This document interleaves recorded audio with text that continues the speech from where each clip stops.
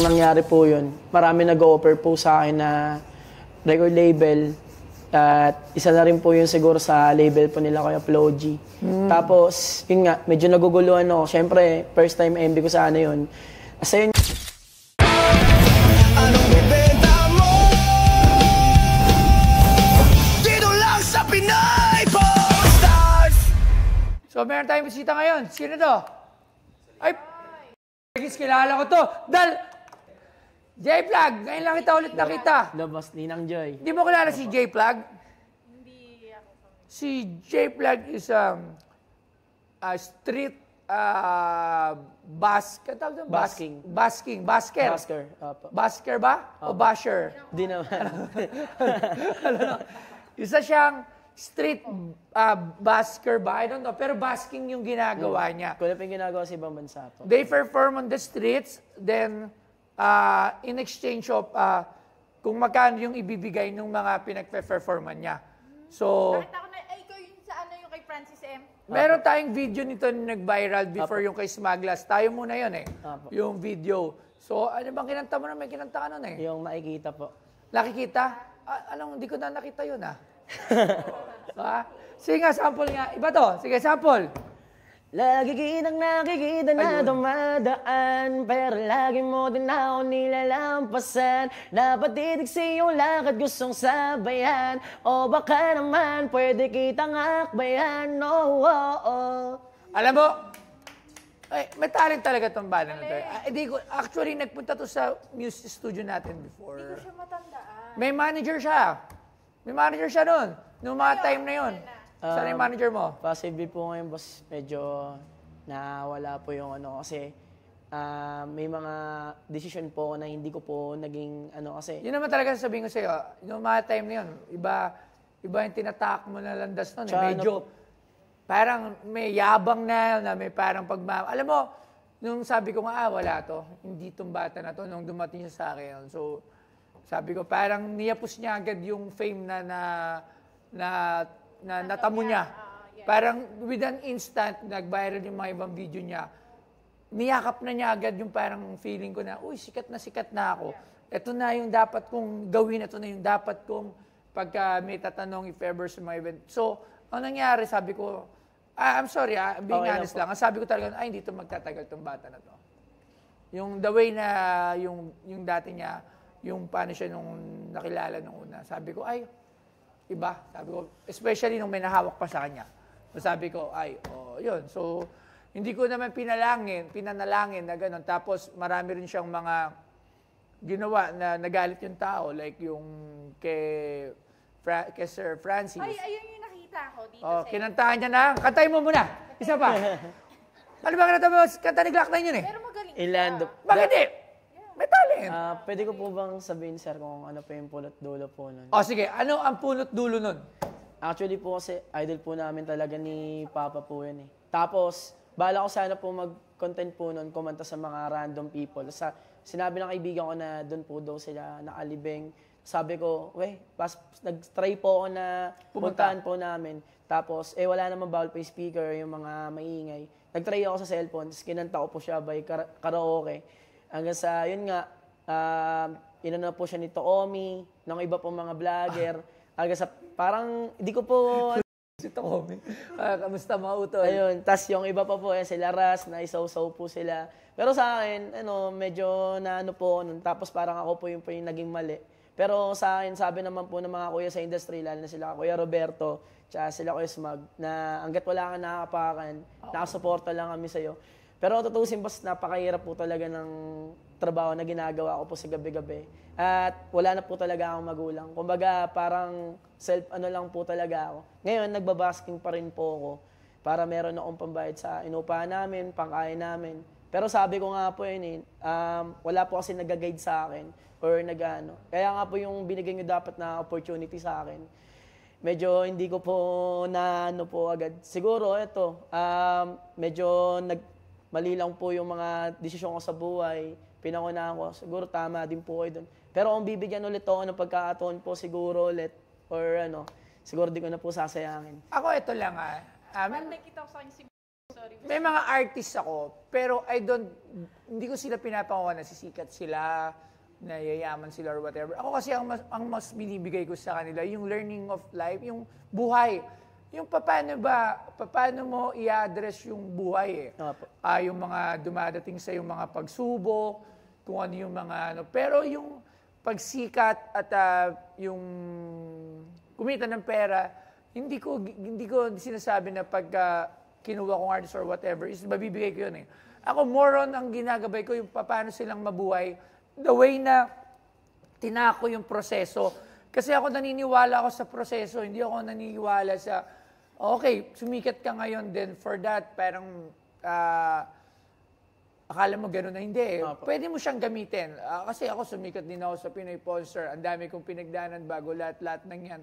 Nung dumating yun, until now, kita mo, simulat nung nagsimula yung Pornstar hanggang ngayon, kung ano pa rin, kung ano man yung narating natin. Hindi ko sinasabi na may narating na ako, pero at least may pagbabago na sa buhay. I'm very proud of it na hindi ako nagbago. Still, ako pa din yung toyo na nakilala nila with or without the Pornstar, with or without the fame, with or without yung pagbago ng buhay ko. So, yun lang yung like kong tinuturo sa mga nakakasama ko eh. I don't give mga false promises and false hopes sa tao kasi isa din yan na marami din akong pagkakamali sa buhay at hindi tayo perfecto. So, like ko yan in-embrace. I never ko naman na sinabi ko na magaling ako, perfecto or whatever. So, yun lang naman ang kailangan sa buhay. Yung acceptance, yung pagkakamali na nagawa mo. Then, babaguhin mo in a positive way. Pero una pa lang, kaya nga kita pinatawagan kasi you have the talent. Meron talaga siyang talent, actually. Siya yung binidyo mo? Oh, may talent. May talent talaga siya. Sa Ochi po. Kung sino man na magsasabi na walang talent tong batang to, kalokohan yun. Hindi yun totoo. Ako, may talent ka talaga. Actually po, boss, yun nga, yung nangyari po yun. Marami nag-offer po sa akin na record label. At isa na rin po yun siguro sa label po nila kaya Flo G. Tapos, yun nga, medyo naguguluhan ako. Siyempre, first time MB ko sana yun. Kasi yun nga po. Label? Wala naman label si Flo G Ay, yung ngayon po. Manager. Ay, opo. Asintada management. Pero label, they have their own label. Sila nagpapublish yung kanilang mga kanta. Sarili nila yon.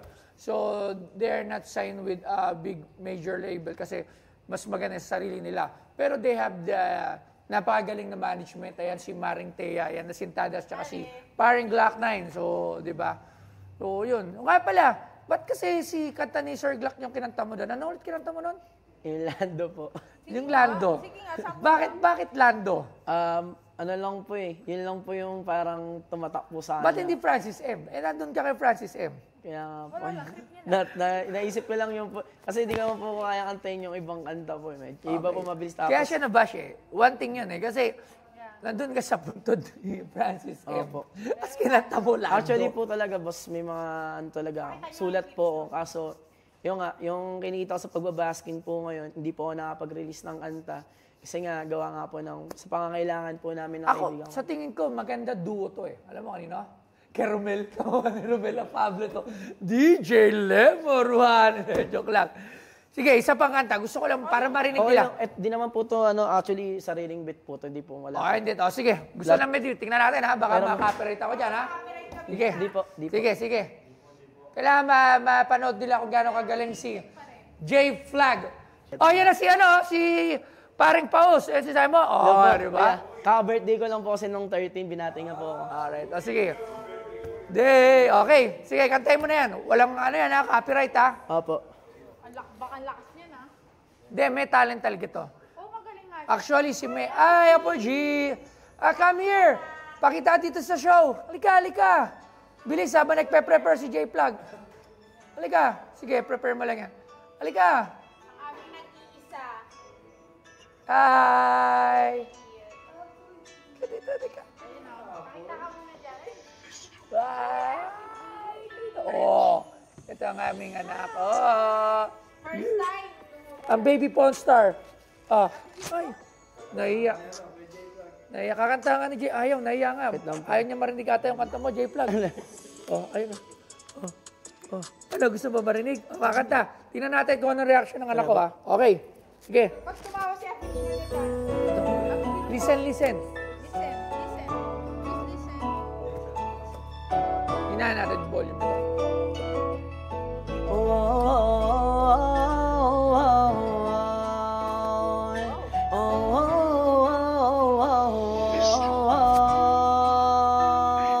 Ikaw lang ang kanyang pahinga.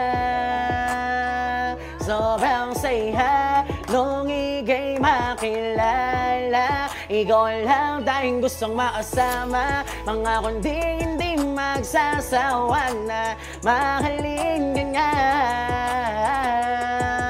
Oh, dahil ikaw walang iba. Ang dating nga ng mundo niya na magulo. Ikaw ang dahilan kung bakit mo binago to. Kala ko hindi mo makikita to. Babae na labis talaga na pinangarap mo. Ikaw ang dahilan, sa'yo naramdaman. Kaya kung pwede ba ako'y paniwalaan. Ikaw lang ang laan, paano naramdaman. Dahil panghangon ding hindi ka bibitawan. Ikaw ang pinakamaganda na nangyari. Dahil sa puso nga ika'y nagmamayari. Kaya asahan mo na ikaw lang dahil na nagmamayari. Alam kong bakit, dahil nga sa ganda mo na siya'y naakit. Kaya nga tanong ko lang kasi kung bakit laman na palapi, lalo nga sa kagaya nga ang gwapo mo. Ba't seryo? Ayaw. Ay, kunin mo na. Hindi, pero nanood siya, ha? Buong kanta ni J-Plug, nanood siya po, G, ha? Parang sabi niya, who the f***? Who the f***? Ano, parang napasa na, who the f***? Hindi. Doon ka na, nak. Doon ka na, aray ko. Doon ka na, nak. Sabi niya, who the f***? Sabi niya, no? Nakatingin siya. Pero, doon pa lang makikita mo. Ano masasabi mo? Magaling siya. Magaling. Yeah, magaling. Given the talent, alam mo, ilan taon ka na ngayon? 25 ko lang po. 25. Ilan taon ka na nagbabasking? 3 years po. 3 years. So, ilan taon ka na nag-rap? Nag-music? Ano po, start po nung nasa Bicol po ako. Ano po, mga elementary pa lang po. Okay. So, in short, matagal na? Opo. Pero nawawalan ka na ba ng pag-asa? Hindi po. Kasi kaya ako nga po tinutuloy pa rin. Marami naman pong taong sumusuporta po sa pag na ito. Uy, si J-Plug, tara, anta dito. Kasi nga po yung minsan sinasabi nila na demanding daw ako, parang di ko daw tinatanggap kasi maliit daw yung binibigay sa akin. Hindi po totoo yun. Kasi marami pong iba kasi na nababasyanas, mga kaidaran ko lang. Hindi po yung mga kuya sa industry o yung mga may edad. Dahil nga po yun, una, nasaktan po ako, tapos dinadamay po yung magulang ko. Wala na po talaga magulang. Pero yung papa ko kasi nasa Bicol, napangasawa po ng Bicolana. Yung mama ko po, di ko na silayan simula nung paglaki ko. Tapos, yung lola ko po yung nagpalaki sa akin. Simula po nung nawala yung lola ko po, napunta ako sa tiyahin ko po dyan sa Montalban. Saan po ako nakatuloy. Tapos nung nagpandemya po nun, doon po nahinto ng pag-aaral. Hanggang sa, yun nga. Napunta ka naman sa tito mo. Puta mo napunta. Hindi po. Hindi, nagkukwento ka lang. Kasi dahil napunta ni paring J-Plug. Maganda yung story niya. Alam mo, ako talaga, una, bilib ako dito sa bata na to. Nung una lang, sabi ko, papuntay mo yan sa akin. Gusto ko siyang makausap. Studio sabi ko. Tapos, may manager na siya noong time na yan. Tapos yun yung time na nagbabiral na yung video niya sa akin, kay Smaglas, and pagkano. Tapos nagkaroon na siya ng viral video na nabas siya. Pero, with all the story you've said to us, ginagamit mo siya kasi pampalakas ng loob mo eh. Kasi, tulad nga na lagi mo sinasabi, wala kang magulang. Lumaki kang walang magulang. Hindi ka walang magulang kasi buhay pa sila. Apo. So, akala namin, patay na eh. Para patay mo na agad yung mga magulang mo. Hindi po. It means, hindi mo lang sila nakasama. At ang nag-alaga sa'yo, yung lola mo. Apo. Ilang taon na yung lola mo? Actually, wala na rin po. Kaya mong kunin yung buto niya? Hindi po. Hindi po. Meron akong kakilala. Ano, meron kang buto? Na binenta yung buto. Okay. Magkano? Dito. Sino? Si... Buto ng manok lang yun. Hindi, yung nanay niya. Ayaw, meron ako. Si Sir, ano yan? Nakalimutan. Nanay mo yan. Okay. Sir, yes. Ano ngayon ang binibenta mo? Ito po. Sige, muna tayo sa binibenta. Hindi, pero kunin nyo to, events, kung saan. Kasi yung tunugan niya, very variety. It's a music na parang, alam mo, yung pang Pilipino. Yung datingan niya. O ano naman yan, mag-outing ka ata. Hindi po. May pag-swimming. Ano ito ba nagagawa mo rito? Basta, brother. ito po yung nag-viral ako. Nakita na Ito po yung starter po. Ayan.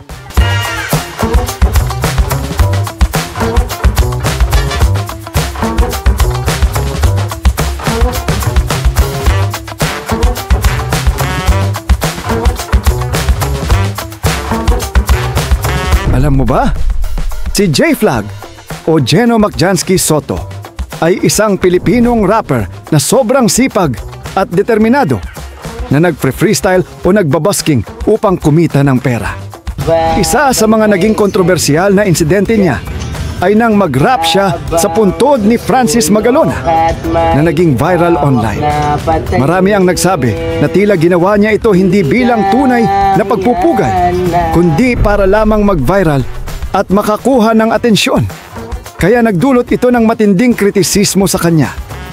Ang kanyang kasipagan sa pag-perform sa kalsada at sa social media ay malinaw na nagpapakita ng kanyang determinasyon na mapansin at makilala bilang rapper.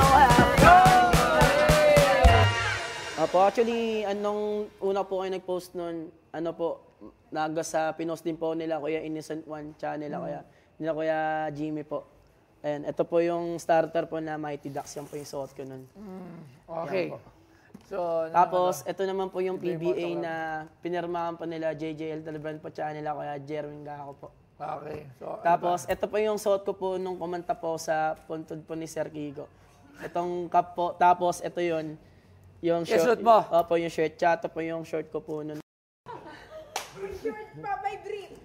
Sama ka na tayo sa puntod. Opo. Gusto mo ba sumunod? Ayoko po. Marami pa akong pangarap, sir. Ano ba? Walang brief. Gusto mo ba? Okay. Magkano na binibenta to? Boss? Ano po 2,000. Kahit mga 20 po eh. Opo. Bigyan mo ako ng dahilan bakit ko wala kang bilhin yan. Sir, para makapagsimula po ako ng puhunan ko. Kasi nga po, gaya ng pagbabasking ko ngayon. Tapos po, katulong ko po tong kaibigan ko. Siya po kasi nag-clown magician po. Tapos, bira lang po minsan may magpa-event. Siya na po yung sinasama ko. Yung una pong kasama ko po, nasa Cavite. Yung nag-viral po na kasama ko po nun, sir. Opo, nasa Cavite po siya. Kaya kami dalaw po. Yung mga lyrics mo ba ngayon? Kasi marami dating issue.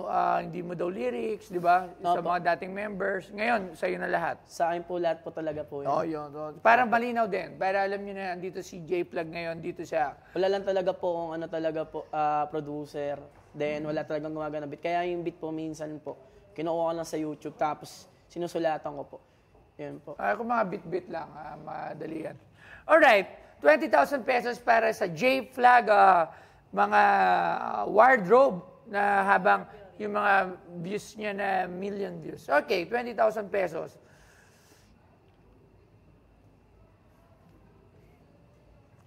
Ito,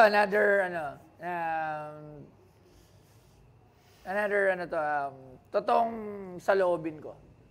Para ngayon, hindi ko siya bibili. Alam mo bakit? Kasi it's not enough na i-display ko yung mga gamit mo dito sa museum. As of now. You have a long way to go. You have a very promising talent. Okay? Hindi ko sasabihin na promising career kasi hindi ko malaman kung anong gagawin mo with yourself eh. You have a very promising talent. Yung talent mo, yun yung magagamit mo for you to have a magandang career. So, you must concentrate on your talent, not on clout, not on fame, not on makapag-viral ka lang. Hindi yun eh. Mas magandang bigyan ng importansya yung talento. Kasi yung talento, it was a God-given gift. So, not everybody na merong kakayahan, magkaring ako, masyado ko, actually, gusto ko lagi kumakanta. Nagtatry. Kasi gusto ko talaga maging artist eh, kasi gusto ko music. Pero, ang hirap, kasi wala akong talent na katulad ng talent mo. Kung may talent lang ako ng talent mo, yung pagkanta mo, wala na. Diba? So, wala akong magawa. Pero ikaw, you have the talent you just stick with your talent. And your talent will bring you kung ano man yung gusto mo. Dito, hindi ko pa ito kayang bilhin. Ako nang bahala, kung may kailangan ka ng beat, pamix mo, sige, sasagutin ko na yan. Meron tayo dyan, nandiyan si DJ Lemor, DJ G Beats. So, yung mga gumagawa sa amin, lagi siya regular na sa studio. O yun, pwede ko doon kita tulungan. Pero dito, hindi ko siya bibilhin, pasensya. Tabi mo muna. Maraming salamat, J-Plug, and I hope to see you soon, and hopefully, Sana sumikat at hopefully this coming years, or kung kailan man, dumating yung time para sa'yo. And lahat naman nagro-root ako kasi hindi ako nagro-root na may bumaksak na tao. I'm rooting everybody to be successful. So I hope you're one of them na dumating yung punto na sumikat ka, tapos kumita ka ng madaming pera. Sumali ka dito. Maraming salamat, Brad. Salamat po, sir. Thank you very much. Abatan niya, bigyan niyo to ng 20,000 pesos. Sige, punta ka sa secretary natin. Maraming salamat. Kanya po. Ayun, J-Plug nga po pala. Ayun, sad to say po ngayon ay hindi na bili ni Boss Toyo yung mga gamit ko po. Pero yun nga, maraming salamat po sa mga payo niya po sa akin. Mas lalo po akong ginaganaan po at hindi ko titigil yung pangarap ko at kung ano naman po yung mga nakikita po ng ibang tao sa akin, hindi po nila kasi alam yung totoong buhay ko. Pero salamat pa rin po dahil binigyan ako ng oportunidad na makapunta dito sa PP Star.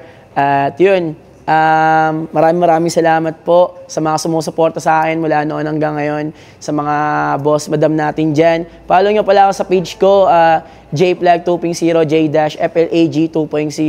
At yun lang, maraming salamat. Abangan nyo po yung mga ilalabas kong anta kung makapaglabas ulit.